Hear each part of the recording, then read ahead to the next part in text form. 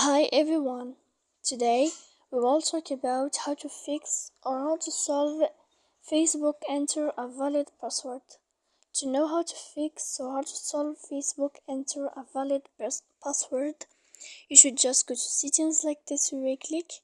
After that, in this page, you will go to apps, default apps, app settings.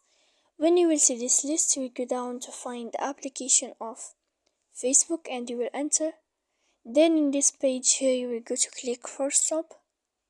When you will end this, you will enter to storage. After that you will click clear cache. Then you will go to click clear data. And when you will end all this stuff here, as you see, you can turn off your Wi-Fi. So please don't forget to support us by like and subscribe. See you next time in another video, and thank you for your attention.